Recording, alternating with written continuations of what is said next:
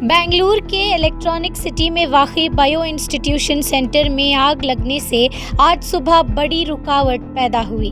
یہ واقعہ مکر سنکرانتی کے موقع پر صبح 4:40 پر پیش آیا، جب G+2 ریسرچ عمارت کی دوسری منزل پر شعلے دیکھے گئے۔ موقع پر موجود عملے نے فوری کارروائی کرتے ہوئے تمام افراد کو محفوظ طریقے سے باہر نکال لیا۔ خوش قسمتی سے کوئی جانی نقصان نہیں ہوا۔ آگ کی وجہ کیمیکل ری ایکشن کا رد عمل تھا۔ الیکٹرانک سٹی فائر اسٹیشن کے فائر فائٹرز نے فوری طور پر پہنچ کر آگ پر قابو پانے کی بھرپور کوشش کی۔ کئی گھنٹوں کی جدوجہد کے بعد آگ مکمل طور پر بجھا دی گئی، جس سے مزید نقصان سے بچا لیا گیا۔